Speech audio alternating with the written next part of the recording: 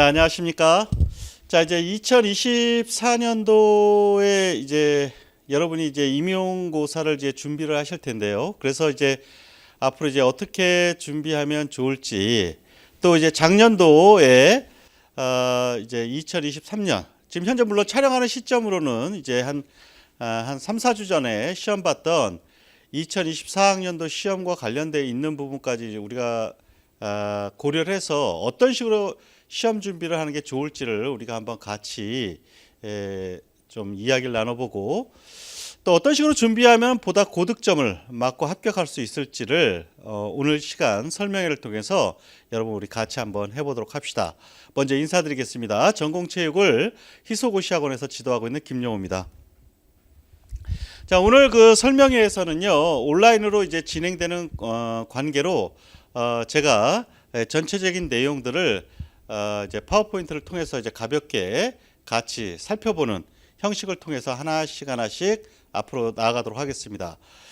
우리가 그 임용시험과 관련돼서 준비하다 보면 많은 이제 학원 강사분들을 만나게 되는데요. 여러분도 뭐 저를 잘 알고 계시겠지만 그래도 이제 간략하게 좀 저를 소개하도록 하겠습니다. 저는 이제 서울대학교 사범대학 체육교육과를 학부, 석사, 박사를 그쪽에서 나왔고요. 그 다음에 임용고시 강의를 이제 2001년도 이제 겨울, 정확하게 하면은 이제 한 2년 정도를 이제 강의를 했습니다. 그리고 이제 저는 이제 체육 관련 이제 국가고사 이제 출제위원을 역임한 바 있고요. 그리고 여러분과 마찬가지로 중등체육 2급 전교사 자격증과 또 과거에는 이제 2급 경기지도자 자격이라고 표현했는데 그 자격을 갖고 여러분을 만나고 있습니다. 여러분 뭐 선배라고도 할 수 있고, 이제는 좀 많이 좀 이제 시간이 지나니까 여러분들 이제 초수로 처음 준비하는 대학교 4학년생들이라든가 이런 분들한테는 거의 아빠뻘 되지 않을까 싶은데요. 자, 이제 다음으로 가서 이제 본격적인 내용을 한번 살펴보도록 합시다. 우리가 이제 임용시험을 이제 준비하는 분들은 이제 많습니다. 그리고 또 임용시험과 관련돼서 어느 정도 이제 그 웹상에서 정보를 잘 알고 있고, 또 자기가 다니고 있는 사범대학이라든가 이제 교육대학원에서 여러 정보들은 직간접적으로 잘 알고 있으리라고 보여지는데, 간략하게 한번 살펴보도록 할게요. 임용시험은 1차 시험과 2차 시험으로 나뉩니다. 1차 시험에서 이제 1.5배수나 2배수로 합격한 분들, 이제 지역마다 그때보다 조금씩 달라지곤 하는데, 그 1차 시험에서 합격한 대상자들을 갖고 이제 2차 시험에서 실기라든가 수업 실현 또는 인터뷰에 이런 면접 시험, 이와 같은 것들을 총점으로 해서 1차의 합격자를 대상해서 2차 시험을 보고, 또 1, 2차의 총점을 합쳐서 최종 합격생을 가리게 되는데요. 1차 시험, 우리가 지금 먼저 관심을 갖게 되는 1차 시험, 저 또한 여러분을 지도하는 이 과정이 바로 요 1차 시험에서 바로 요 전공 과정을 여러분들한테 지도하게 됩니다. 일반 교육학에서 우리가 보통 이제 20점 을 만점으로 해서 이제 시험 준비를 하게 되고요. 전공 같은 경우는 전공의 A와 전공 B를 대상으로 해서 40점, 40점, 총 80점. 그래서 이 일반 교육학과 또 전공을 합치면 총 100점을 만점으로 해서 1차 합격자를 가리게 됩니다.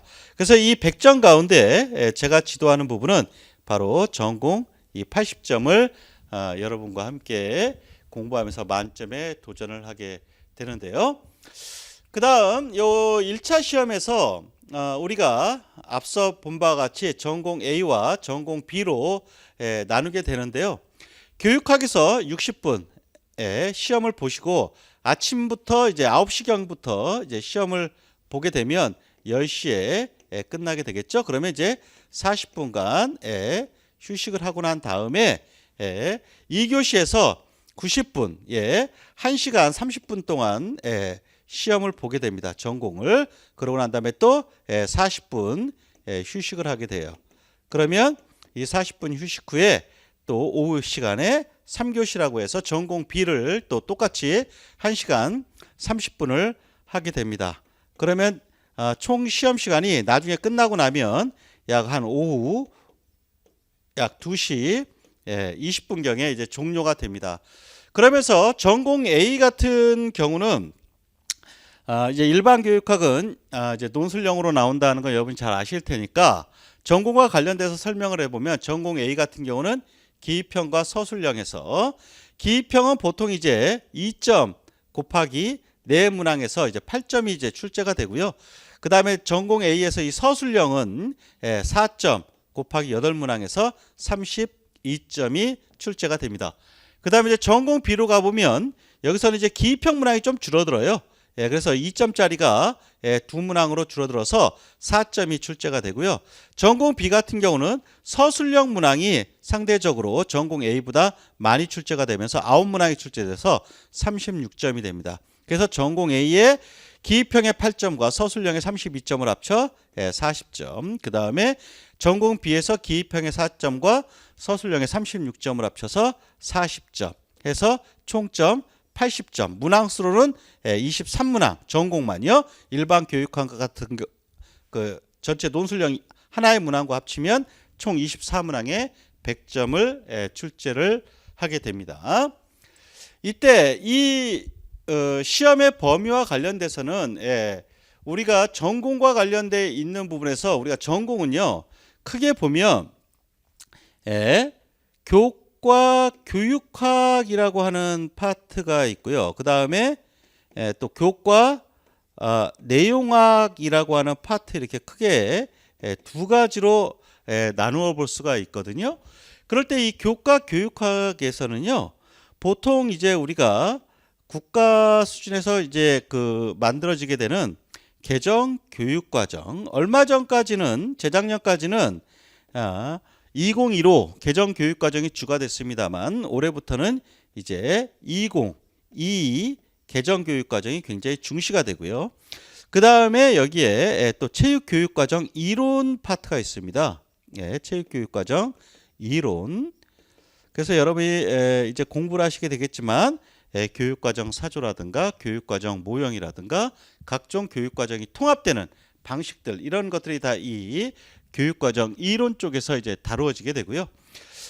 그 다음에 이 크게 개정교육과정 파트, 그 다음에 체육교육과정 이론에다가 덧붙여 이제 가장 시험에 많이 출제되는 때가 이제 그 파트가 체육교수법이에요. 그래서 이 체육교수법, 그래서 여러분이 모스터이 제시하고 있는 체육교수 스타일이라든가 그 다음에 매즐러가 정리하고 있는 체육수업 모형이라든가 또 각종 센탑이 제시하고 있는 여러 체육교수법적 내용, 그 다음 링크가 제시하고 있는 또 여러 체육교수법적 내용 이런 것들이 다 이 체육교수법이라고 하는 파트에서 출제가 됩니다.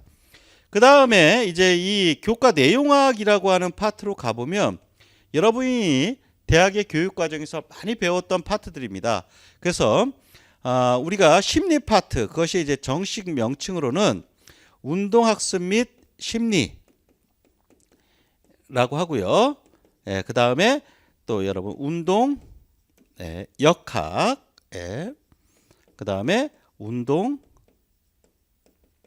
생리학, 거기다가 이제 스포츠 사회학, 그 다음에 체육 측정 평가,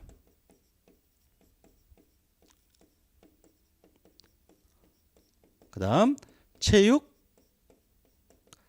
사 포함한 철학 파트, 여기에는 스포츠 윤리 파트까지도 다 포함이 되어 있습니다. 그래서 메이저 3개 학문인 이제 심리, 운동역학, 생리학, 그 다음에 스포츠 사회학, 체육 측정 평가, 체육 사철학, 이런 것들이 있고요. 그래서 이제 이런 부분들이 제가 하는 교재에서는 운동역학과 운동생리학 이거를 이제 내용학 1권이라는 데서 다루게 되고요. 그 다음에 운동학습 및 심리와 스포츠 사회학이 교과 내용학 2권이라는 데서 다루어지고요. 그 다음에 체육 측정평가, 그 다음 체육 사철학 이 부분이 내용학 3권에서 다루어지게 됩니다. 그 다음에 여기 이제 체육교육과 개정교육과정과 교육과정 이론 이 부분이 이제 교과교육학 1권에서 다뤄지고요. 그 다음에 체육교수법 이것이 이제 교과교육학 2권에서 다뤄지는데요. 지금 여기 이제 여러분이 보시고 있는 이 화면 가운데 출제 범위라고 하는 게 나오죠. 그러면서 여기 출제 범위에서 중등학교 교사의 표시과목 교육과정 하면서 교육부 고시 제2022, 335까지라고 돼 있지 않습니까? 그러니까 여기 2022, 335가 앞서 여기서 언급했던 2022 개정 교육과정이에요. 그래서 이 2022 개정 교육과정과 관련되어 있는 부분이 시험에 주로 나오게 됩니다. 그러면서 이제 그 이전에 2015 개정 교육과정, 또 2007 개정 교육과정 이런 교육과정 전에 7차, 6차, 5차 이렇게 과거의 교육과정으로 쭉 역순으로 가면 이렇게 되는데 그런 것들은 이제 또 교육과정의 역사라고 하는 측면에서 또 시험에 출제가 돼요. 그러니까 여러분들이 이렇게 기본적으로 출제 범위가 이렇게 되는구나 하는 걸 아시고요. 그러면서 이제 이번 얼마 전에 실시되었던 시험부터 바로 요 2022 개정 교육과정이 전면적으로 출제가 됨으로써 이 시험이 매우 중요 포인트가 된다. 그래서 앞으로 여러분이 공부하실 때 교육과정과 관련되어 있는 부분은 이 2022 개정 교육과정 중심으로 해서 그것을 확산할 수 있는 그런 능력이 우리 교과 교육학에서는 필요하다 이렇게 말씀을 드릴 수가 있겠습니다. 그 다음으로 이제 가서 여러분이 이제 시험을 한 번도 안 보셨다 이제 전제를 하고 이 설명회를 한다면 이 전공 A형과 전공 B형 답안지의 형태가 어떤지를 한번 보시면 되겠는데요. 자, 이게 첫 번째 이제 전공 A형이에요. 전공 A와 관련돼서 아까 90분간 시험을 본다 이렇게 말씀을 드렸죠.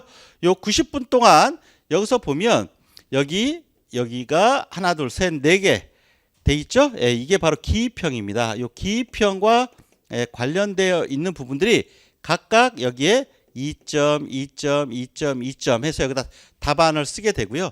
그 다음에 밑에부터 나머지의 문항까지가 하나, 둘, 셋, 넷, 다섯, 여섯, 일곱, 여덟 이러잖아요. 그러면 여기서 보면은 그 8개의 서술형 문항이 이제 나오는 걸 확인할 수가 있어요. 그래서 3번부터 11번까지가 이제 서술형 문항 12번까지의 문항이 이제 서술형 문항이 되거든요. 그래서 지금 앞서도 얘기했지만 기입형 문항이 2 곱하기 4 해서 8점이 되고요. 그 다음에 서술형 문항이 4점짜리 곱하기 8 해서 4, 8에 32 이렇게 됩니다. 그래서 지금 이 전공 A의 형태를 보시면 기입형의 4개와 서술형의 8개에서 총 12문항을 바로 여러분이 보시는 이 답안지에다가 깔끔하게 정리를 하셔야 되는 거예요. 그래서 예를 들면 여기 기입형의 어떤 특정 답을 단어로 딱 쓴 다음에 여기 이 공간에다가 쓰시면 되고요. 서술형은 아무래도 답이 길어질 수가 있기 때문에 이 문항당 이 답안지에 4개의 줄을 이렇게 그어놔서 그 안에다가 답을 충실하게 쓸 수 있도록 이렇게 하고 있어요. 그래서 전공 A의 90분 내 시험 동안 12문항의 답안지의 형태를 한번 보고 계시고요. 다음은요. 전공 B형입니다. 그래서 전공 B형 같은 경우는 아까 서술형이 보다 많다고 그랬죠. 그래서 여기 보면 서술형이 하나, 둘, 셋, 넷, 다섯, 여섯, 일곱, 여덟, 9개 됩니다. 그래서 4 곱하기 9 해서 36점의 서술형 문항이 여러분이 답을 기술하게 될 거고요. 여기는 또 기입형은 2개죠. 그래서 2점 곱하기 2문항 해서 4점 해서 총 40점을 모두 90분간 여러분이 시험을 보게 되는 거예요. 그래서 앞에서 언급했던 전공 A형과 그 다음에 언급하고 있는 전공 B에 여러분이 충실하게 답을 쓰시고 그 답을 유성의 검정색 펜이라든가 이런 걸로 명확하게 잘 쓰셔갖고 자신의 답을 채점자들이 명확하게 채점할 수 있어서 그 답이 흐릿하거나 또는 명확하지 못해서 채점에 있어서 손해가 보지 않도록 지속적으로 또한 답안 쓰는 연습도 하셔야 돼요. 자, 그 다음은요, 이제 2차 시험. 아까 1차 합격생들을 대상으로 2차 시험을 본다고 그랬죠? 그러면서 실기를 각 지역별로 하는데 이거는 지역별로 다 다릅니다. 그렇기 때문에 각 시도교육청, 광역 시도교육청, 그러니까 서울특별시 교육청부터 제주특별자치도청까지 포함한 이 시도교육청에 공고문을 나중에 꼭 확인을 하셔야 됩니다. 그래서 그 해당 시도교육청에서 어떤 실기를 요구하는지를 미리 알아놓으셔서 실기도 또한 나중 최종 합격하는데 굉장히 중요한 영향을 미치기 때문에 우리 체육 과목 선생님들은 실기를 사전에 미리 준비를 해 놓으셔야 돼요. 1차 시험 끝나고 나서 갑자기 2차에서 실기를 능력을 올린다 하면 그때는 이제 겨울에 하다 보면 많이 다치고 그러거든요. 지금 현재 이 설명이 하는 시점이 지금 여러분 선배들이 굉장히 실기에 몰두하고 있는 시점인데요. 다치지 않도록 미리 준비를 해 놓으셔야 됩니다. 그러면서 각 지역별로 이 수업 실현이라든가 또는 교사학습 지도안 작성을 우리는 이제 총괄적으로 수업 실현이라고 얘기하는데요. 그래서 이 수업 실현도 미리 준비해 놓으시는 게 좋고, 또 미리 준비하시기 어려운 조건이라면 이 수업 실현 정도는 이제 시험 1차 시험이 끝나고 실기를 준비하시면서 병행을 해도 충분히 아마 시험에 대처하는 데는 큰 무리는 없을 거예요.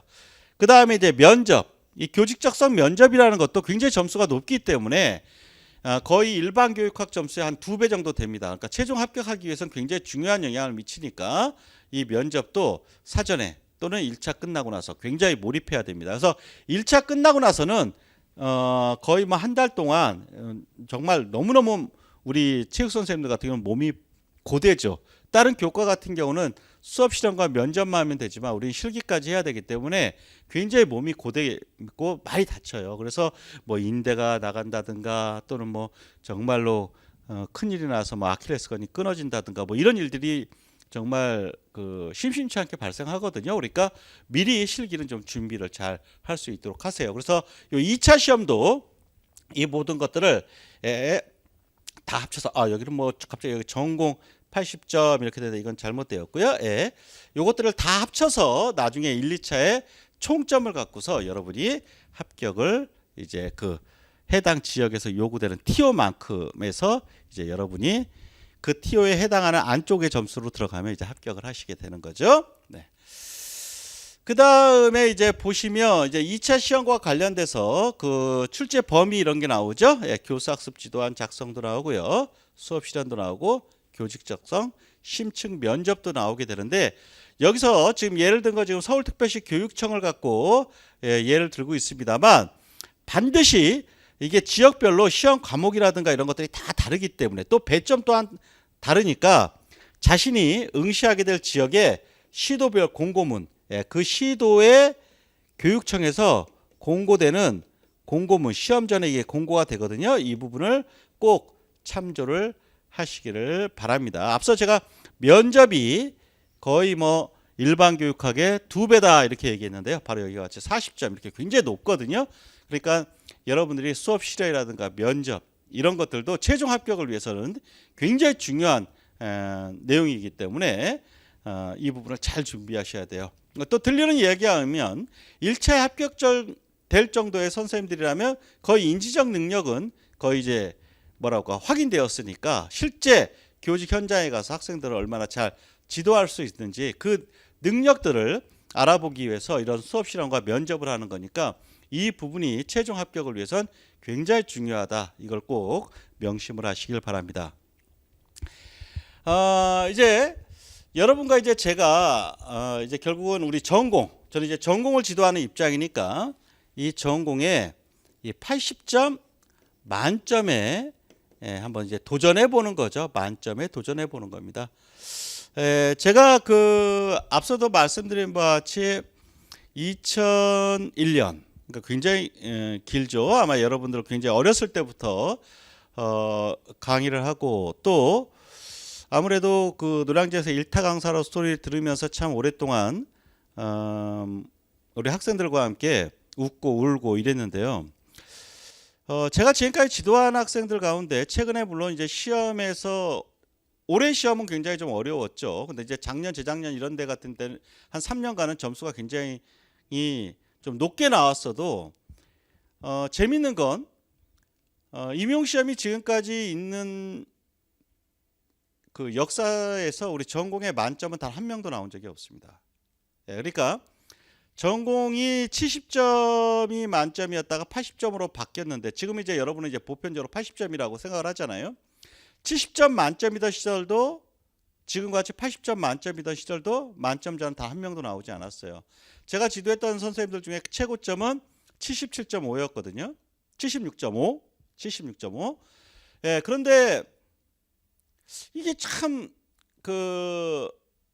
뭐라 할까 좀 아이러니하게도요. 거기서 한 1, 2점 맞으면 더 만점 나올 것 같은데 특히 이 주관식 시험 시절에 만점이 나온다. 이거 상당히 좀 쉽지 않아요. 수능 같은 경우도 만점자가 있습니다만 우리 전공 같은 경우는 정말 만점 받는 게 만만치 않습니다. 그리고 합격을 하기 위해서는 아무래도 전공은 최소한 60점대 이상 나와야 되기 때문에 만점에 도전하는 자세로 가야지만 거기서 약간 실수도 하고 또 모르는 문제도 나오고 뭐 이러면서 겨우 합격할 수 있지 않겠어요?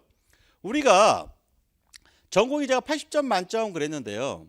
우리는 32점이라고 하는 즉 80점 곱하기 0.4 즉 40%에 해당하는 이 32점이 우리 전공 과락이라고 하는 과락선이라고 얘기합니다.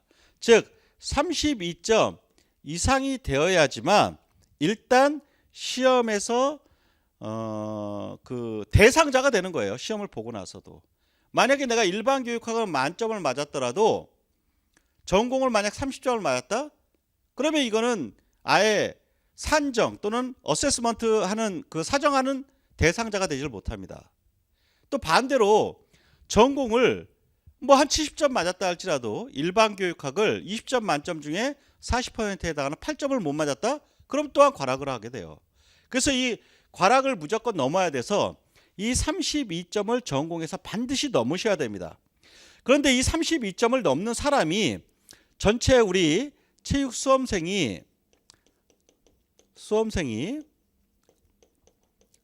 약 최대한 끌어모으면 4,000명 정도 됩니다.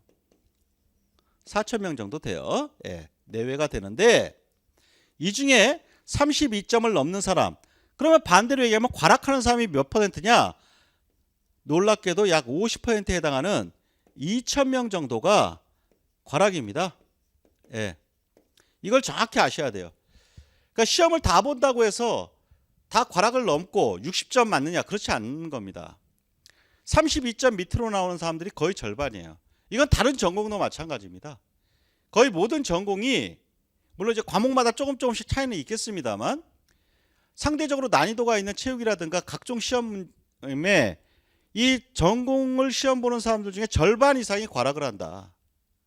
그러니까 1년 동안 내내 학원을 다니고 또 공부를 하고 또 대학에서도 공부하고 뭐 이런 사람들이 있겠습니다만 실제 시험에서는 그냥 거의 참가의 의의를 두는 사람이 절반이 된다라고 생각할 수 있는 거죠.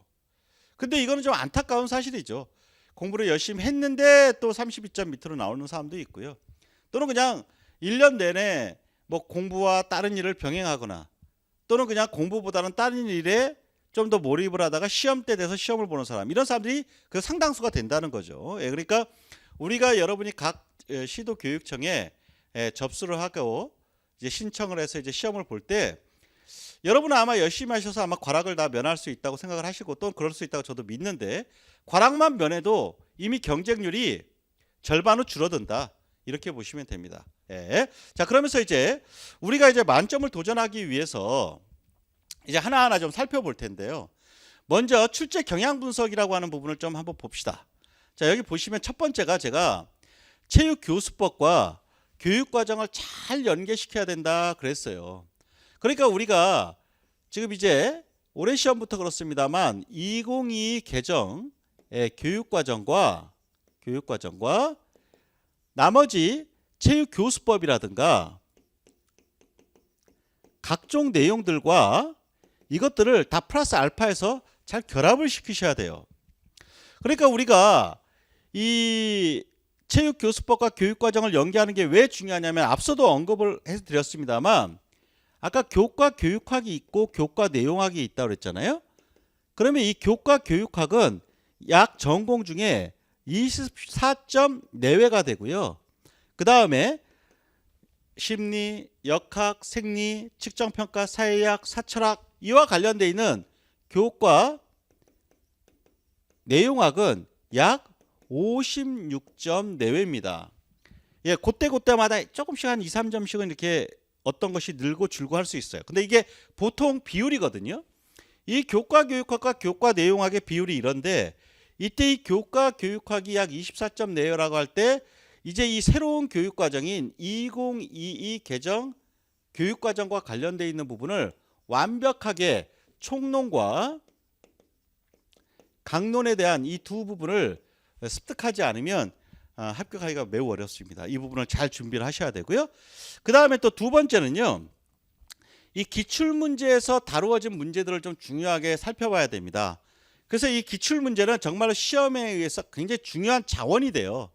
그래서 이 부분을 교과 교육학과 내용학의 영역별로 잘 파악을 해서 좀 대처를 잘 하셔야 돼요. 근데 이번에 이제 나온 시험 문제를 보면요. 이제 그러니까 얼마 전에 했던 2023 그러니까 지금 23년도에 시험된 걸 우리는 2024학년도 시험이라고 하거든요. 여러분은 이제 2024년도에 공부를 하셔서 2025학년에 이제 임용될 분들이니까 여러분은 2025학년도 대상자들이에요. 근데 얼마 전에 했던 2024학년도 시험 문제를 보면 기존의 어떤 시험 문제와 비교해 보면 어떤 기출 문제에서의 이것이 상당히 이 기여도가 좀 떨어졌습니다. 그러니까 뭐냐면 시험 문제가 매우 신생 문제들이 많이 나왔어요. 새로운 문제. 그러면서 매우 이해가 요구되는 문제. 그 다음에 단순한 단편적 암기로 바로바로 쓸 수 없는 문제. 또 문항에 대한 부분이 철저하게 이해되지 않으면 이게 답을 쓰기 어려운 문제들이 많이 출제가 됐어요. 그러다 보니까 이번 그 2024학년도 문제 이전에 3개년 굉장히 좀 우리 수험생들이 좀 수월하게 풀었거든요.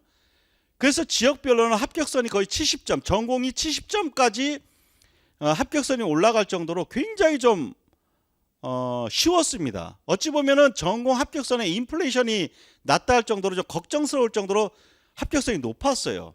그러니까 공부 열심히 한 분들 가운데 이 좀 뭐라고 할까요? 합격이 능력보다는 실수로 얼마나 줄이느냐 여기에 의해서 합격이 좌지우지되는 그런 형국이었거든요. 한 3년간.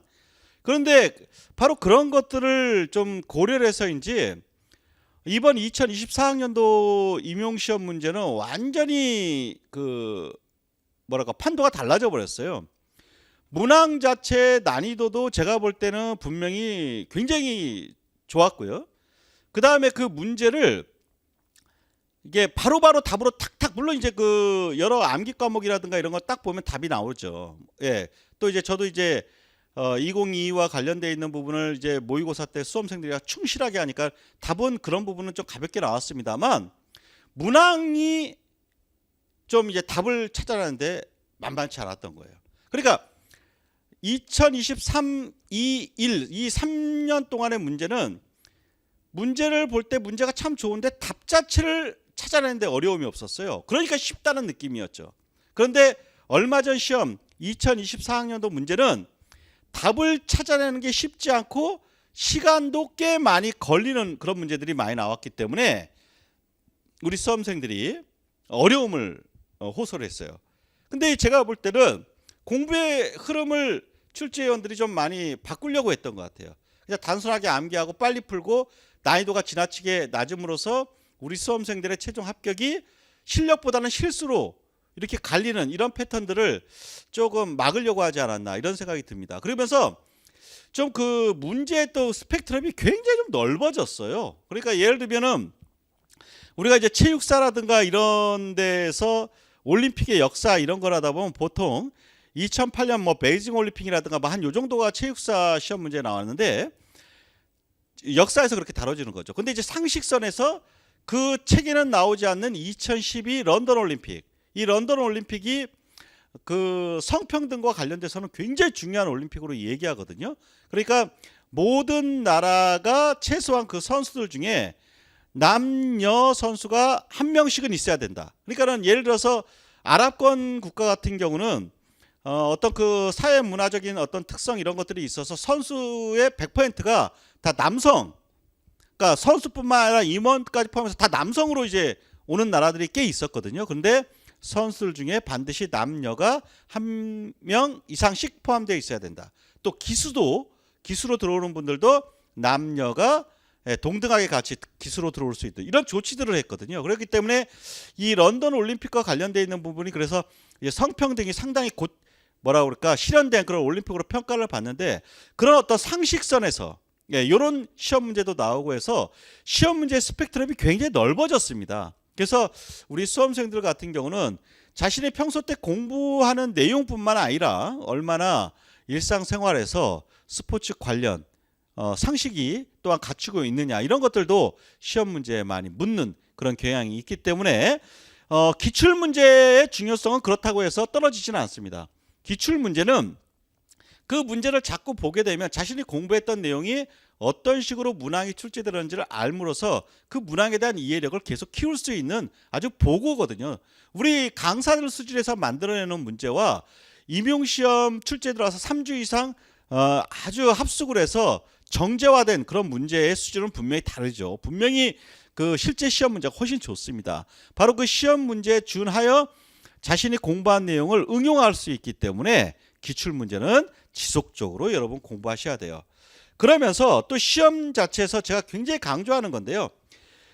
문항 자체에 대한 이해 능력이 필요합니다. 그러니까 외우는 거는 그 시기적으로 보면 뒤에도 나오겠습니다만 시험 전 한 100일 정도 남겨놓고 왕창 몰입하여 해도 암기하는 데는 큰 문제가 없어요. 근데 자신이 그 암기했던 내용 가운데 이 해당 문제가 뭘 묻는지를 알아야 그거에 맞는 답을 인출할 거 아니에요. 내가 이 안에 한 5,000개의 내용은 알고 있는데 이 문제에서 묻고 있는 바가 뭔지를 알아야 내가 인출이 가능할 거 아니에요. 또 그 인출도 되도록이면 빠르고 정확하게 인출할 수 있을 거 아니에요. 그렇기 때문에 이 문항 자체에 대한 이해 능력이 굉장히 필요합니다.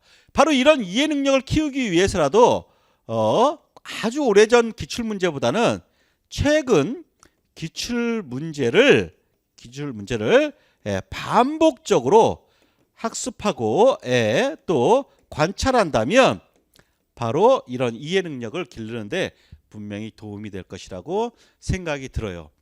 그 다음에 네 번째는 우리가 기초 이론서, 그러니까 제가 이제 교육학, 내용학해서 이제 한 5권의 기초 이론서가 있는데요.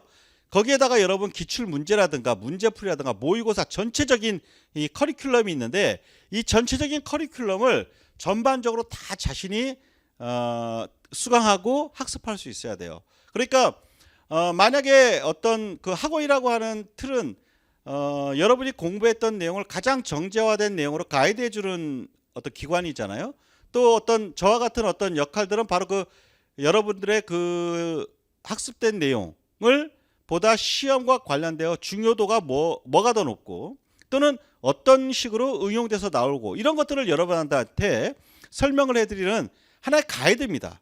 정답을 가르쳐주는 사람이 아니고 이 방향으로 공부를 해야 된다. 그리고 이 방향으로 공부할 때 되도록이면 이걸 중시해서 봐라. 또 이걸 중시해서 볼 때 그냥 암기만 하지 말고 이 중시된 내용이 이런 식으로 응용돼서 나올 수 있으니까 이 부분의 사고를 이런 식으로 해달라. 이렇게 해주는 사람이거든요. 그러니까 저는 어찌 보면 이런 사람이라고 볼 수 있죠. 우리가 만약에 내비게이션 같으면 자동차의 내비게이션은 목적지를 정확히 가르쳐주고 거기까지 해서 그 앞까지 딱 가지 않습니까? 그러면 내비게이션은 너무도 편리하죠. 내가 가야 하는 목표 지점을 정확히 가르쳐주니까. 그렇지만 그 지점을 계속 내비게이션에 의해서 가르쳐주다 보면 내 자신이 길을 찾아가는 능력이 떨어집니다. 왜냐하면 거기에 의존하니까요. 그러나 나침반 같은 경우와 같이 어느 방향, 계략적인 방향을 가르쳐주면 그 방향을 알고 내 스스로 거기 목적지로 가기 위해서 생각을 하게 되고, 그러면 사고도 갖춰지지 않고 열린 사고로 방법을 찾아갈 수 있는 능력들이 길러지죠. 그러니까 저 같은 경우는 여러분에게 하나의 내비게이션적인 그런 존재가 아니라 하나의 나침반과 같은 방향을 가르쳐주는 사람이다. 그리고 이 교수와 관련되어 있는 교수 방향을 여러분과 함께 같이 공부하면서 여러분의 능력을 극대화시켜주는 사람이다. 이렇게 이해해 주시면 고맙겠어요. 그 다음에 또 저희 전공이 엄청나게 양이 진짜 많습니다. 체육 전공을 다른 그 전공 선생님들이랑 같이 이렇게 이야기하다 보면 깜짝 놀라세요. 다 물론 저희들도 다 중년이기 때문에 저희들이 어릴 때 배웠던 체육과 지금의 체육은 완전히 차원 자체가 다릅니다. 예. 그러면 예를 들어서 우리가 운동 역학이다. 그럼 거의 물리 쪽 아닙니까? 예, 운동 생리학이다. 그러면 이거 거의 생화학 쪽과 관련되어 있는 내용이죠. 그 다음에 운동 학습 및 심리다. 그러면 여기는 인문과 자연과학이 다 섞여 있습니다. 그 다음에 사철학이다. 그러면 이거는 완전한 인문 과목이죠. 사회학이다. 스포츠 사회학이다. 그러면 스포츠와 관련되어 있는 각종 사회학적 이론들이 다 나옵니다. 그 다음에 체육 측정평가. 그러면 이 체육 측정평가 안에는 통계 이런 내용들이 많이 다뤄지거든요. 그러면서 각종의 타당도라든가 신뢰도라든가 그 다음에 각종의 기술 통계와 추리 통계와 같은 통계적 방법들이 수학적으로 또 이 안에 걸쳐져 있거든요. 그렇기 때문에 체육 과목을 공부한다는 건 인문과학부터 자연과학까지를 다 배워야 되기 때문에 상대적으로 굉장히 로드가 센 겁니다. 그래서 이런 엄청난 많은 내용들을 습득하다 보면 정말 머리가 터지죠. 그런데 이 내용을 너무 지나치게 다 가져가려고 하면 안 돼요. 그래서 저는 이거를 가지치기가 필요하다 이렇게 표현합니다. 우리가 이제 큰 나무가 가로수가 있다면 그 가로수도 끝없이 가지가 처지다 보면 바람이라든가 비가 불면 자신의 무게를 못 견뎌서 넘어지고 쓰러지고 이러지 않습니까? 그런데 그것을 불필요한 가지들은 다 쳐준다면 그 나무는 곱게 잘 클 거예요. 우리의 능력도 마찬가지입니다. 물론 우리가 공부하는 내용 가운데 불필요하고 쓸데없는 학문이 있냐? 그렇지는 않겠죠. 또 쓸데없는 내용이 있냐? 그렇지는 않을 겁니다. 어떻게 학문이라고 하는 데서 경중을 가리겠어요. 그렇지만 우리는 시험에 나올 수 있는 것 중심으로 공부하고 이왕이면 공부하는 내용 가운데 보다 시험에 가까워질 수 있는 내용을 우리 공부를 해야 되지 않겠어요. 그러면 근데 이제 아무래도 여러분들이 뭐가 시험에 더 중요하고 또 뭐가 더 잘 나올 수 있고 이런 것들을 판단하는 데는 한계가 있겠죠. 그러면 저희 같은 전문가에 의해서 그런 가지치기가 필요하고 그 가지치기를 여러분이 잘 따라가서 저희 가이드와 나침판에 따라서 방향을 잘 찾아서 여러분이 합격이라고 하는 목적지로 향해 가셔야 돼요. 또 여섯 번째는요. 각 영역별로 주요 개념 및 용어를 이해하시고 암기하셔야 돼요. 항상 먼저 선 이해, 그 다음 후 암기입니다. 이거 꼭 명심하세요. 시간이 여유가 있을 때 이걸 실천하셔야 돼요. 시험 직전이면 이거 하고 싶어도 못합니다. 먼저 이해하시고 그 다음에 암기한다. 그래서 이 암기라고 하는 거는요. 자, 제가 여기 선 이해 후 암기에 따른 답안 인출령을 다듬기 필요한데 암기를 무조건 선행하면 독약이다. 이거 꼭 명심하세요. 제가 임용시험에 강사를 시작한 지 22년이 되었는데 22년이 된 그 처음부터 지금까지 이 틀을 바꾼 적이 없어요. 그럼 저희 같은 강사들은 우리 학원생들의 합격을 먹고 사는 사람들입니다. 제가 가르치면서 우리 수험생들이 김용호랑 공부하면 다 떨어졌다. 그러면 누가 수강을 하겠어요? 그러면 저 같은 강사가 합격생을 만들어내지 못한다면 22년을 버틸 수가 없는 거죠. 또한 그나마 유명 강사 소리를 듣고 이렇게 살고 있다는 것은 많은 수험생들이 합격했다는 거예요. 이제는 수험생을 세지도 못합니다. 합격생들은. 제가 몇 년 전까지 셌던 학생들이 한 몇 년 전에 한 5, 6년 전까지 한 2,500명 되니까 이제 3,000명이 훨씬 넘어갔겠죠. 전국의 임용에 중등 임용 시험을 통해서 각급 중등학교에 발령된 체육선생님 중에 3,000명이 제 제자입니다. 근데 그 제자들을 가르칠 때 선 이해 후 암기를 그 원칙을 한 번도 바꾼 적이 없어요. 만약에 선 이해 후 암기로 가르쳤는데 우리 수험생들이 떨어지더라 자꾸. 그러면 제 매출에 타격을 받을 거 아니에요?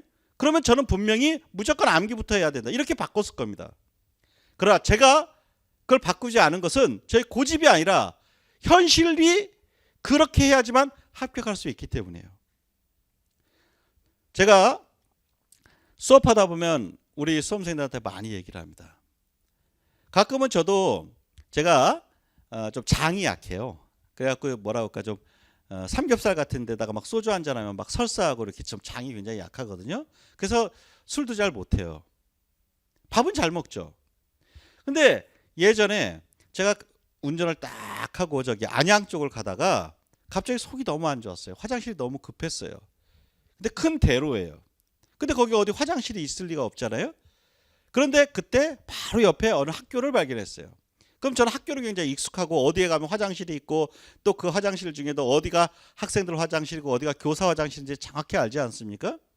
그렇기 때문에 뭐 그날도 거의 이와 같은 짙은색 양복을 입고 딱 갔다가 그냥 바로 학교 교문으로 들어가서 교사들 대는 그 주차장 그쪽에다 차를 대고 급하게 화장실 쪽으로 가려는데 운동장 쪽에서 선생님 한 분이 막 뛰어와요. 제 외모가 이렇게 머리가 없고 이러다 보니까 좀 눈에 띄지 않습니까? 제가 가르쳤던 부산 출신의 선생님이 거기에 교사로 계셨던 거예요. 경기도로 합격한 줄은 알았지만 구체적으로 어느 학교다 이건 몰랐잖아요 제가. 근데 거기서 저는 막 속은 굉장히 불편한데 거기서 인사하고 그럼 내가 조금 이따 화장실 갔다 오마. 화장실 갔다 와서 정말 반갑게 인사하고 그 선생님 수업 끝나고 나서 잠시 텀이 되는 사이에 그 짬을 내서 선생님 그 체육부실 가서 타주는 커피 한 잔 먹고 올 때 얼마나 기뻤는지 몰라요. 또 목포 쪽으로 여행을 갔는데 그 목포 쪽에 요즘은 학교에 담벼락들이 별로 없잖아요. 지나가다 보니까 체육 수업을 하는 모습이 있어서 보기 좋아서 이렇게 보다 보니까 또 어느 선생님이 오십니다. 혹시 김용호 선생님 아니십니까? 그래서 맞습니다. 그랬더니 선생님 강의를 인강으로 들었던 학생인데 여기서 뵈서 너무 반갑다. 자기도 진짜 김용호 선생님 같은데 하는데 설마 했는데 계속 이렇게 운동장을 바라보는 모습이 그 체육 선생님을 대한 따뜻한 어떤 시선 이런 것들이 느껴져서 왔는데 선생님을 이렇게 보내요. 너무 반가웠어요. 또 대형마트에 가서 장 보는데 거기서 제가 초창기 때 가르쳤던 선생님이 애기와 함께 장 보다가 만났어요. 또 부산에 놀러 가서 제 친구 수학 선생님이 거기 부산 출신이어서 거기 광안리 쪽에서 만나서 차 한잔 하는데 그리고 자연스럽게 그 친구랑 같이 둘이서 이렇게 걷고 있는데 거기서 또 합격한 수험생들이 또 거기에 여행 삼아 왔다가 또 만나서 반갑게 인사하고요. 또 KTX 타고 가다가 지하철 안에서 만나고요. 또 용인 쪽 어디서 또 대학 동기들끼리 같이 맥주 한잔 먹다가 또 학생들을 만나고요. 이렇게 많은 곳에서 이제는 만날 수 없는, 왜냐하면 학원에서 만나면 눈앞에서라도 만나지만 이제는 다 교사로 나가서 거기서 각자 열심히 살고 있는 걸 일일이 확인할 수는 없지만 그렇게 우연하게 만납니다. 그 우연하게 만난 많은 선생님들이 다 제가 얘기했던 선의의 후 암기라고 하는 이 원칙을 갖고 시험 공부를 하셨고 또 그것을 놓치지 않고 잘 공부하셔서 합격하셨어요. 아마도 그분들은 교직에 나가서도 학생들한테도 이렇게 해야 된다 하고 또 이야기할 수 있었을 거예요. 저는 공부의 원칙, 선의의 후 암기. 암기를 선행하면 독약입니다. 처음에 암기부터 시작하면 막 뭔가 아는 것 같아요. 물론 암기는 굉장히 중요합니다.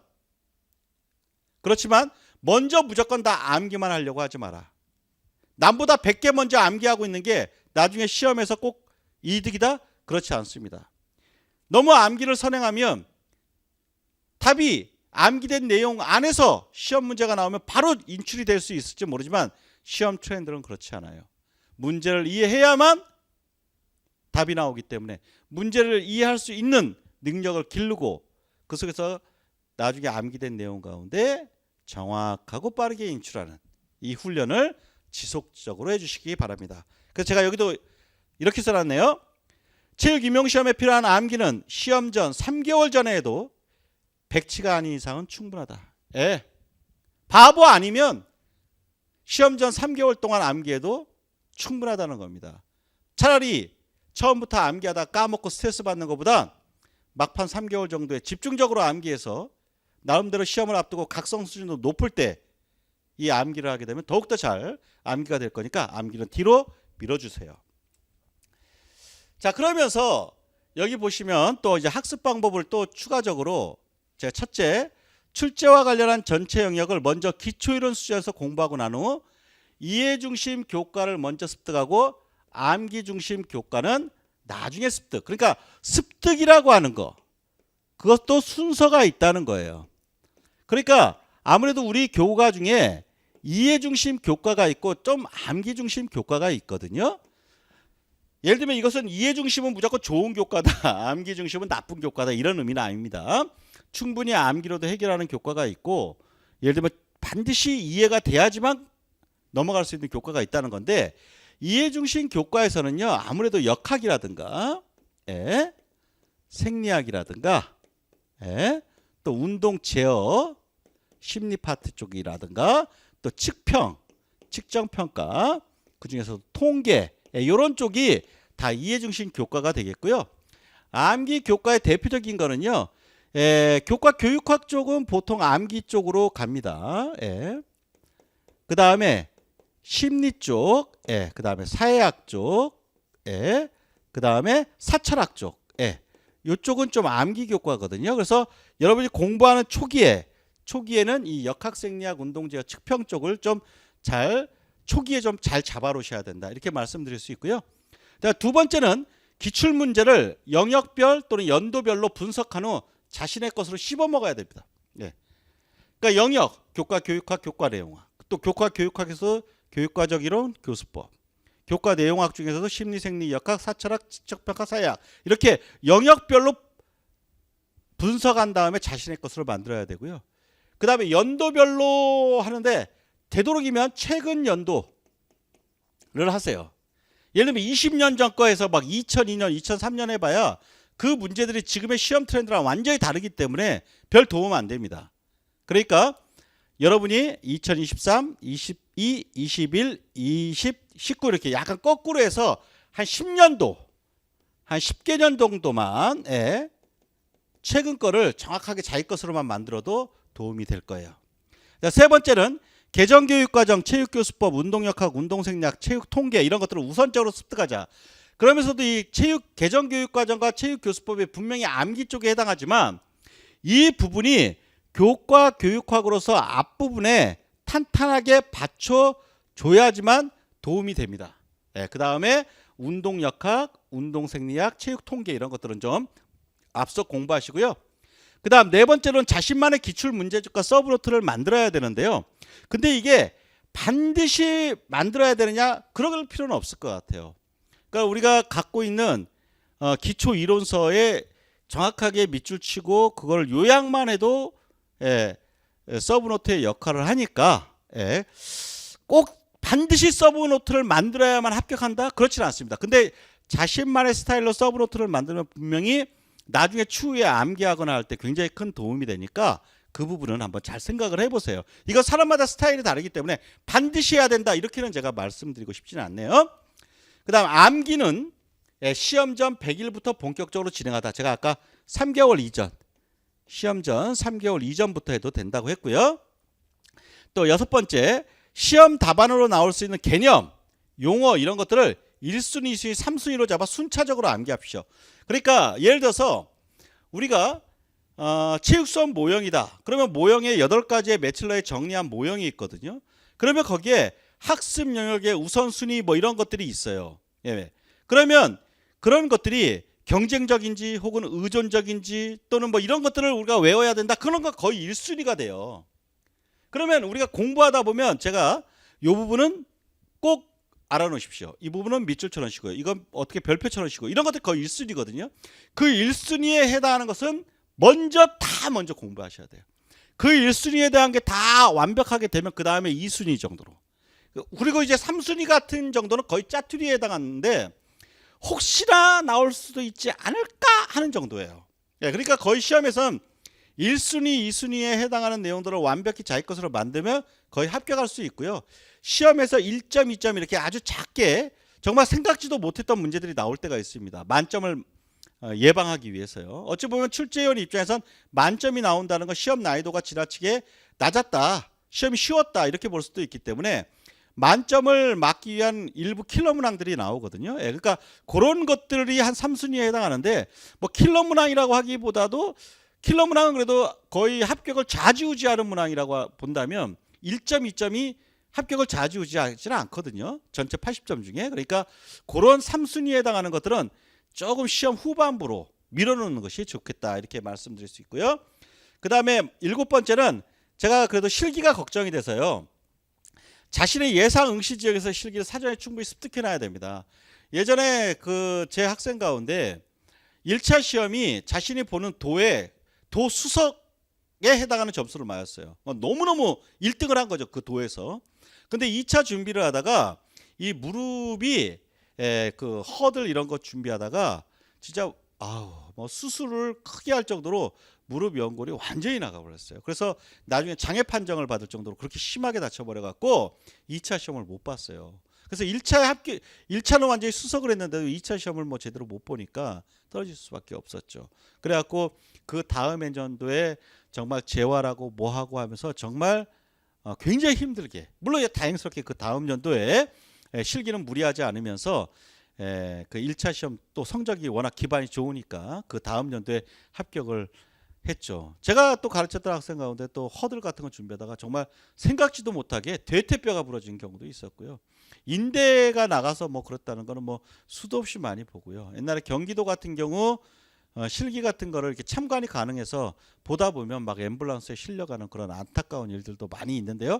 그러지 않으려면 미리 준비를 해 놓으셔야 돼요. 그래서 자신의 시험의 패턴들을 시험 당일날에 맞게 해 놓으셔야 돼요. 그러니까 거의 아침 6시 이전에는 반드시 기상을 하셔야 됩니다.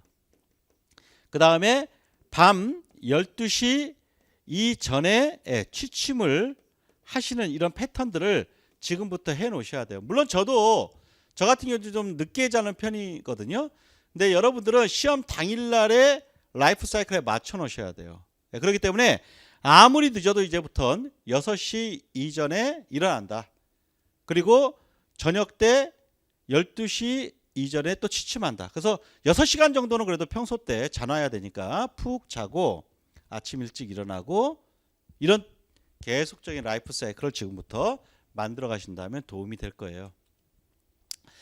자, 이와 관련돼서 이제 또 여러분이 궁금해하시는 다가오는 2025학년도에 저희 이제 커리큘럼을 좀 공개를 해드리면 기초 이론 강의와 기출 문제 분석 강의, 그 다음에 문제풀이 강의, 그 다음에 모의고사 강의 이렇게 이제 보통 이제 나누어지는데요.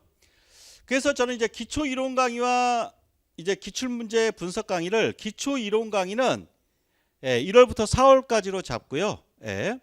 금요일 날에는 교과 교육학을, 토요일 날에는 교과 내용학을 강의를 하게 됩니다. 그래서 이번에는 그 교재가 완전히 다 개정이 됩니다. 그래서 5권 전체가 개정이 돼서 정말 저도 그 시험 끝나고 나서 지금까지도 뭐 거의 밤을 새면서 이제 그 교재를 개정을 하고 있는데요. 자, 그래서 이 개정판 완전 신간입니다. 완전 신간 교재라서 이 신간 교재 5권으로 4개월간 교과 교육학은 금요일, 교과 내용학은 토요일. 금요일은 12시부터 16시까지, 토요일은 10시부터 19시까지 해서 기초이론 강의를 4개월간 진행을 하고요.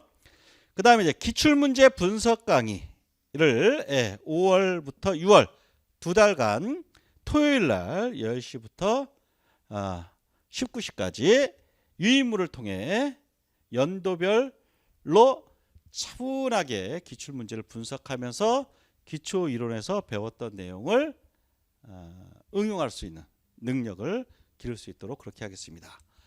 그 다음 영역별 문제풀이 강의를요 7, 8, 9, 10 이렇게 4개월간 영역별 문제풀이 강의를 하게 되고요. 그래서 토요일날 10시부터 19시까지 유인물을 통해서 진행을 합니다.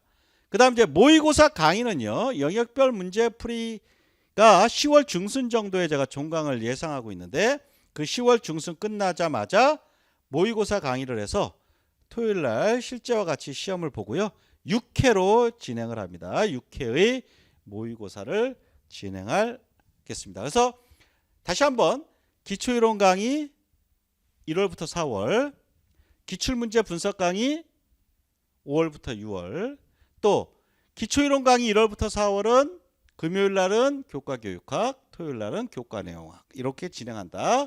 기억해 주시고요. 그 다음 영역별 문제풀이와 모의고사는 전부 토요일날 강의를 진행하도록 하겠습니다. 그러면서 이제 우리가 이런 커리큘럼을 보면서 어찌 보면 그 커리큘럼이라는 게 지금 보면 기초이론, 그 다음에 기출문제 분석,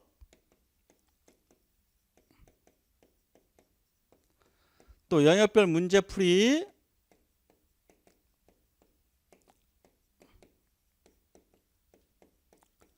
또 모의고사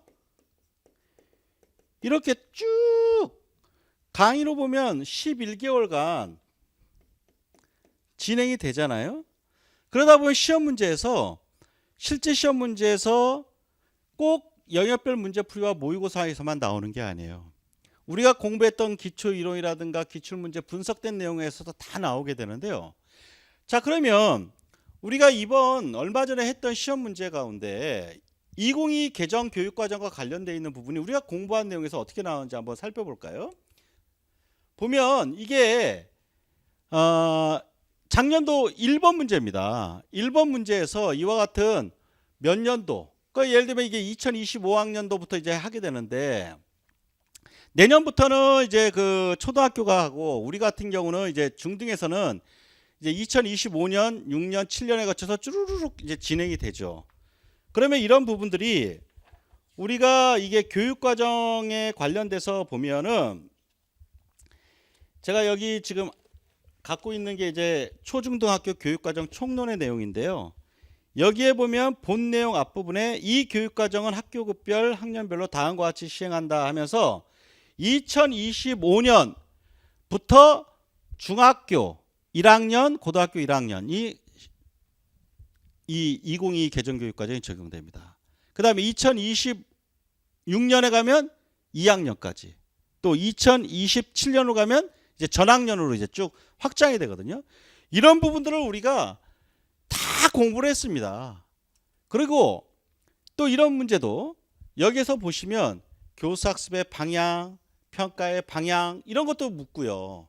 그 다음에 이런 연수법과 관련되어 있는 문제도 또한 우리가 다 공부를 했던 내용이에요. 그 다음에 또 보면 또 교육과정과 관련돼서 2022 개정체육과 교육과정에 근거해 써라, 어떤 과목 2가지를 써라, 그 다음에 학점 배당 기준을 또 써라 이런 것들이 다 나왔잖아요.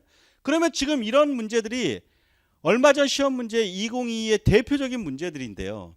이런 것들이 우리가 공부했던 1년의 커리큘럼 중에서 보면 교재 내에서 이게 교재 일부 내용을 제가 딴 거예요. 우리 교재 안에서 자기주도성이라는 용어를 시험 문제의 답으로 요구하거나 또 문제풀이의 강의 내용 가운데 여기 스포츠 문화, 스포츠 과학 이 두 과목에 대해서 여기 보면 별표하 표시한 과목의 기본학점은 2학점이고 1학점 범위 내에서 감하여 편성 운영한다. 이런 것들이 우리가 다 공부했던 내용이거든요. 이게 시험에 그대로 나옵니다. 그러니까 앞서와 같이 교재 내 기초이론을 공부하면서 또 문제풀이를 하는 과정에서 물론 이 문제풀이에서 다루는 내용도 기초이론에서 다 공부를 했죠. 예, 우리가 이제 작년 같은 경우는 특히 2022 개정 교육과정 총론을 바로 이렇게 교재로 따로 해갖고 우리가 공부를 했으니까요.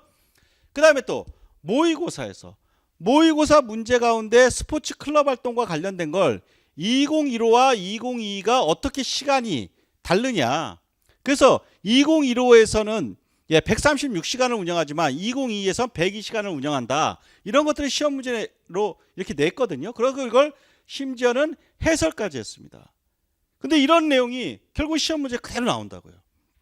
그러니까 결국 뭐냐면 시험이 이렇게 해당되는 모의고사에서도 앞서의 문제풀이 강의 내용에서도 또 우리가 하는 기초 이론에서도 다 이렇게 나오는 거거든요. 그러니까 결국 연간의 어떤 커리큘럼 내에서 우리가 요 내용 그러니까 공부하면서 중요하게 강조하는 내용을 빼놓지 말고 자기가 공부를 해야 되는 거예요.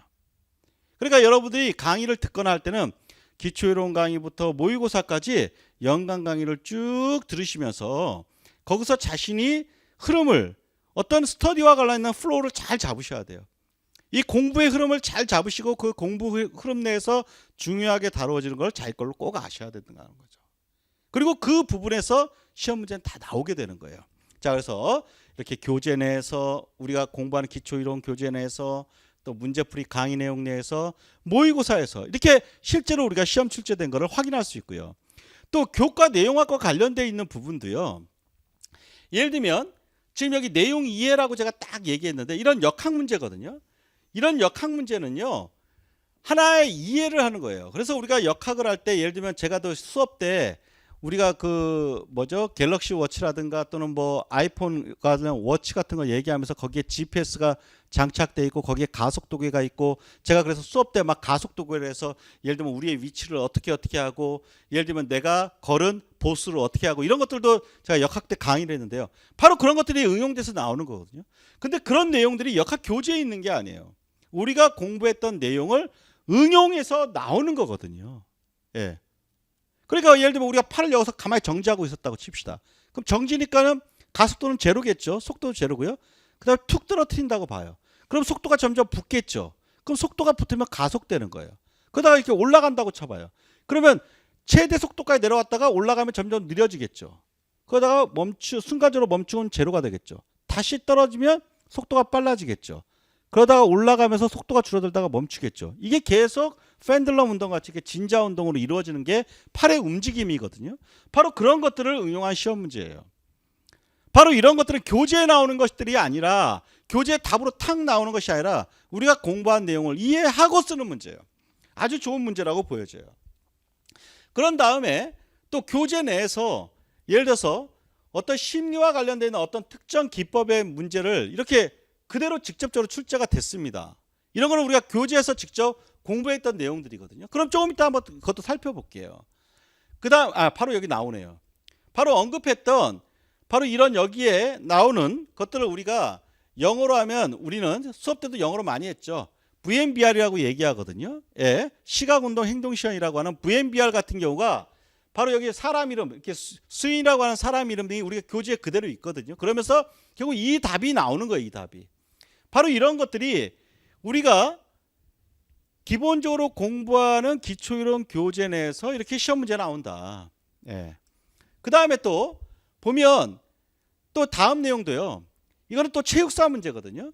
체육사에서 예를 들면 건강을 중시하는 사조, 그걸 우리는 건강 중심 사조라고 하죠. 또 어떠한 사고를 바탕으로 하냐 할 때 이 어떠한 사고가 뭐냐 하는 게 묻는 게 예를 들면 우리 교재에서 생물학적 사고 또는 과학적 사고라고 하죠. 다 답으로 인정하죠. 과학적 사고, 생물학적 사고. 이게 그대로 이렇게 제목으로 나와 있거든요. 바로 이런 식으로 문제가 나옵니다. 그렇기 때문에 여러분이 기초이론부터 모의고사까지 그 공부의 흐름 속에서 시험 문제가 다뤄진다. 그리고 그 안에서 우리가 시험 문제를 다 해결할 수 있다. 이걸 명심하시고 열심히 준비를 하셔야 돼요. 그리고 또 이런 것들은요. 다음 문제는 이번 시험 문제에서 스포츠 사회학에서 문제 나온 거거든요. 그래서 스포츠 사회학과 관련돼서 제가 신체 소외와 관련돼 있는 부분이 이번에 나올 가능성이 높다고 몇 번이나 열심히 얘기를 했거든요. 그러면서 또 요 바로 밑에 문제를 보시면 또 여기 기억에 해당하는 거는 보편적 접근법과 관련돼 있는 문제가 이렇게 나란히 나왔는데요. 이런 문제들이 바로 보세요. 이런 문제들은 우리가 또 문제풀이에서 바로 이게 바로 문제풀이에서 이 브롬이라고 하는 사람이 나오고 여기에서 신체로부터의 소외가 나오고 그 구체적인 예 나온 거 그대로 똑같이 나오잖아요. 그 다음에 또 문제풀이에서 이거는 191번 사회학 191번 문제 보편적 접근권이라고 하는 답이 나오는 이런 문제예요. 그러니까 지금 여기서 보시면 실제 시험 문제로 출제됐던 사회학이 이게 또 동일한 문제 내에서 예를 들어서 이게 신체 소외와 관련되어 있는 신체로부터의 소외와 보편적 접근권이라고 하는 요 두 개의 답을 우리가 탁 우리 팀들은 그대로 맞춰버릴 수 있는데 바로 이런 문제가 바로 문제풀이 강의 내용에서 다 있다 이런 얘기입니다. 예. 그러니까 우리는 결국은 공부하는 과정에서 기초이론과 문제풀이 또 모의고사 속에서 이런 것들이 다 나오게 되는구나 알 수가 있는 거죠. 예. 그래서 우리가 거듭 말씀드립니다만 강의를 들을 때는 기초이론부터 시작해서 모의고사까지 정말 시간과 노력과 경비를 투자할 때 한꺼번에 투자해서 쫙 한 방에 끝내야 돼요. 1년에. 그래서 여러분이 진짜 열심히 공부를 하셔야 됩니다. 그냥 요것만 공부해서 되겠다? 뭐 요것만 하겠다? 그러지 마세요. 예. 뭐 예를 들면 너무너무 경제적 부담이 된다면 친구들끼리라도 좀 서로 좀 도움을 서로 주고받아서 경제적으로 나누든가 해서라도 전체적인 커리큘럼 흐름을 다 자기 것으로 만들어 가셔야 돼요. 그러면서 여러분들이 또 처음 준비하는 분들이니까 여러분들이 기초 이론 교재라든가 또 각종 유인물로 그 유인물도 나중에 보면 바인더로 몇 권이 나옵니다. 양이 엄청 많거든요. 그거 외에 책으로서 반드시 사야 될 책들이 있어요. 그런 기출 원전이라고 하는데 우리가 대학 수준에서 이루어지는 기출 원전 중에 반드시 사야 될 책들을 보면 운동 역학 이성철 선생님의 요 교재라든가 또 운동생리학 한국 운동생리학회 한미의학에서 나온 책이라든가 또 도서출판 레인보우 북스에서 나온 스포츠 심리학의 정석 김병준 교수님의 책이라든가 또 스포츠 사회학 또 무지개사 레인보우 북스에서 나온 이 스포츠 사회학 책 물론 여기에다가 또 하나 덧붙인다면 똑같은 요 레인보우 북스에서 나온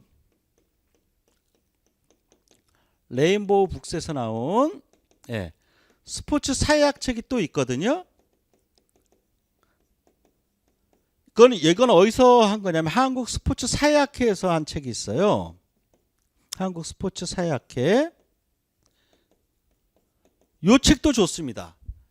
그래서 되도록이면 요 책이 더 좋을 것 같긴 한데요. 가장 더 최근에 나왔으니까 또 여기에 계신 분들이 또 사회학 출제를 또 직접 들어가시고 하니까 요 두 권 중에 한 권은 꼭 한번 사서 보관하고 차분하게 보셔야 돼요. 이런 기출 원전들은 우리 학원 교재들은 좀 요약한 느낌이 있다면 기출 원전은 그 저자의 흐름대로 쫙 이렇게 자세하게 되어 있기 때문에 훨씬 더 깊이를 가져가는데 좋습니다. 그다음 또 체육 측정평가 여기 레인보우 북스에서 또 나온 이기봉 교수님의 개정판을 꼭 반드시 사시길 바라고요. 그 다음에 또 운동학습과 재현은요. 김선진 교수님이 대한미디어라고 하는 출판사에서 나온 이 책을 보시길 바랍니다. 꼭 사지 못한다면 친구들 뭐 선배들한테 빌려서 봐도 상관없으니까 꼭 좀 한번 보시면 좋을 것 같아요. 그 다음 또 운동생리학 책은 이 대한미디어의 운동과 스포츠 생리학 또 라이프 사이언스의 파워운동 생리학 등이 있는데요. 이 8판에서 이제 10판까지 계속 나오고 있습니다. 근데 되도록이면 저는 이 운동과 이 스포츠 생리학 책이 더 좋은 것 같아요. 여기서도 시험 많이 나오고요. 꼭 좀 봤으면 좋겠고요. 그 다음에 또 강상조 교수님의 여기 21세기 교육사에서 나온 체육 통계 올해 시험도 또 여기서 나왔는데요. 그래서 이 체육 통계와 관련되어 있는 부분을 좀 깊이 있게 공부하고 싶으신 분들은 이 책을 참조해 주시면 굉장히 도움이 되지 않을까 싶습니다. 자, 이제 마지막으로요. 제가 이제 여러분한테 꼭 말씀드리고 싶은 건 아까 4,000명의 수험생 가운데 한 2,000명 정도는 과락하고 그 중에서 한 400명 정도가 이제 합격하는 거죠. 우리 체육은 좀 그래도 뽑는 인원이 많아서 400명이 넘죠. 네, 그리고 또 제가 3,000명이 넘는 많은 제 제자들이 있다는 말씀을 드렸고요. 그 속에서 제가 얻은 결론 딱 하나입니다. 뭐냐면 노력하는 사람 가운데 떨어지는 사람은 있어도 노력하지 않는 사람 가운데 합격하는 사람은 없습니다. 즉 노력은 기본 전제예요. 나중에 우리가 심리에서 귀인이론 이런 것도 배울 텐데요. 노력이 가장 중요한 귀인 요인이고 승리를 결정짓는 요인이 됩니다. 지속적인 노력을 하느냐, 일관된 노력을 하느냐의 여부가 가장 기본 전제가 되어 그 노력 때문에 능력을 키울 수가 있고 그 능력을 키울 때 자신의 심리를 잘 컨트롤하면 최고의 퍼포먼스를 낼 수가 있죠. 그런데 노력도 하지 않으면서 능력이 키워지길 바란다. 나는 노력하지 않아도 초천재라서 다 할 수 있다. 물론 그런 사람이라면 제가 할 말이 없죠. 근데 제가 임용판에서 봤던 최소한 제가 확인했던 수험생들 중에 노력하지 않고 초천재라서 합격한 사람은 제 기억과 경험으로 단 한 명도 없었습니다. 다시 한번 꼭 명심해 주십시오. 노력하는 사람 가운데 떨어지는 사람은 있어도 노력하지 않는 사람 가운데 합격한 사람은 없다. 꼭 명심해 주시고 노력도 노력해 주십시오. 그래서 여러분이 생각하는 합격 꼭 이루세요. 굉장히 명예로운 직업이고 안정된 직업이고 굉장히 자신이 나중에 60대가 되어 정년퇴직했을 때 뿌듯하게 내 삶을 살았다 자신할 수 있는 그런 직업입니다. 아이들을 만나기 위해서라면 최선의 노력을 다해서 최고의 전문성을 갖추고 교직에 나갈 수 있도록 당당한 예비교사가 되길 바랍니다. 그 길에 저 또한 여러분들에게 도움이 됐으면 좋겠습니다. 혹시나 궁금한 사항이라든가 이런 것들이 있으면 저희 카페라든가 그 다음 카페에 김용호의 전공체육이라고 하는 카페가 있거든요. 그래서 그 김용호의 전공체육 카페나 또는 희소고시학원 홈페이지 같은데 문의를 남겨주시면 제가 도움드릴 수 있도록 그렇게 하겠습니다. 아무쪼록 열심히 하셔서 여러분의 꿈을 이루기를 바랍니다. 저 또한 여러분이 합격할 수 있도록 최선의 노력을 다해 강의하도록 하겠습니다. 감사합니다.